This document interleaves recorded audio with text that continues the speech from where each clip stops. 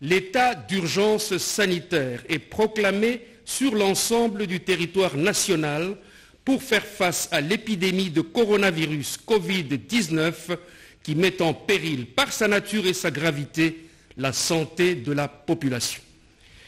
L'état d'urgence est proclamé pour une durée de 30 jours prenant cours à la date de la signature de la présente ordonnance. Il peut être mis fin à l'état d'urgence sanitaire par décision du président de la République avant l'expiration du délai fixé par la présente ordonnance lorsque les circonstances le justifient. Les mesures prises en application de la présente ordonnance cessent d'avoir effet après l'expiration du délai prévu au premier alinéa, à moins que l'Assemblée nationale et le Sénat, saisis par le président de la République sur décision du Conseil des ministres, n'en aient autorisé la prorogation pour des périodes successives de 15 jours. Article 2. Des mesures sécuritaires sur le territoire national.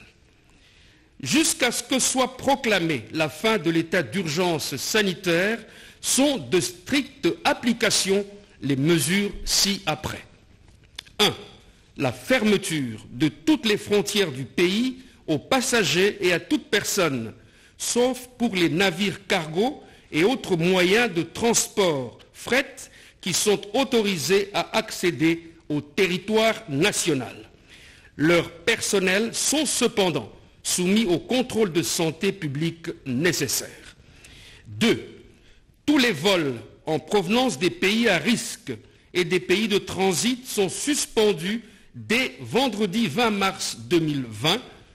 Dans ce contexte, le voyage de tout passager de pays à risque à destination de la République démocratique du Congo est censé reporté. 3.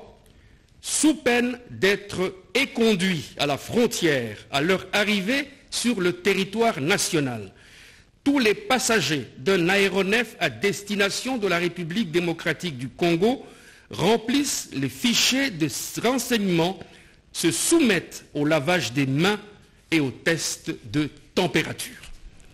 Article 3. Des mesures relatives à l'exercice de la liberté. Pour des raisons de sécurité sanitaire, les mesures relatives à l'exercice des libertés suivantes sont prises. 1. L'interdiction de tous les voyages de la capitale vers les provinces et vice-versa, afin de permettre le confinement de la ville de Kinshasa, foyer de la pandémie. Pour ce faire, chaque responsable d'institution ou de service est chargé de prendre des mesures de service minimum pour pallier le confinement à leur domicile des autres agents de l'État. Sont interdits tout rassemblement, réunion et célébration de plus de 20 personnes sur les voies et lieux publics en dehors du domicile familial, la population étant priée de rester à domicile et de n'effectuer que les déplacements strictement indispensables aux besoins professionnels, familiaux ou de santé. 3.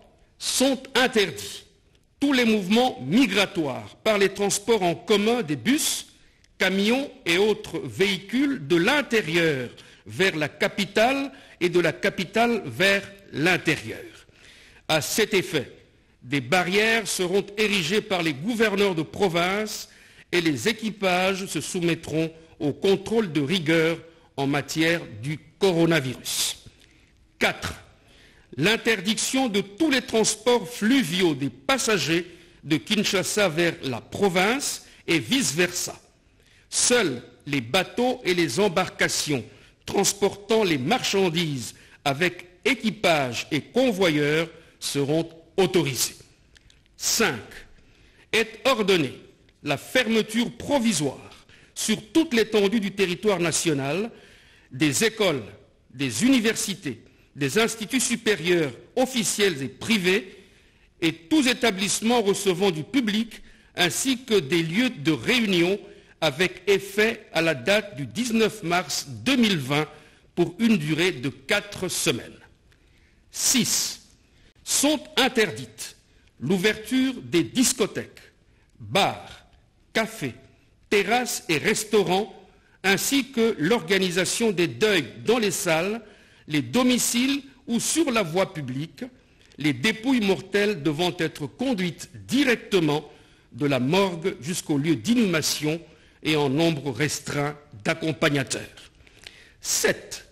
Sont suspendus tous les cultes religieux pour une période de 30 jours prenant effet à la date du 19 mars 2020, ainsi que toutes les activités sportives dans les stades et autres lieux de regroupement sportif.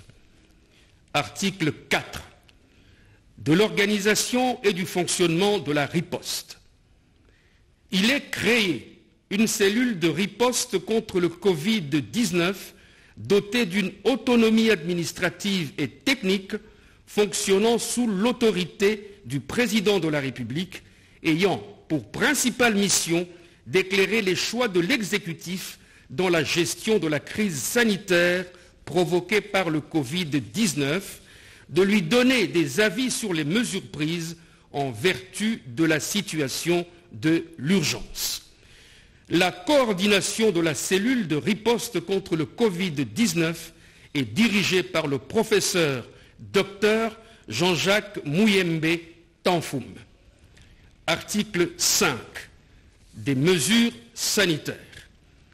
Les chefs et responsables de toutes les institutions, tant nationales que provinciales, sont tenus de prendre des dispositions sanitaires idoines pour mettre leurs membres et personnels, ainsi que l'ensemble de la population, à l'abri de toute contamination ou de toute propagation de la contamination au coronavirus Covid-19.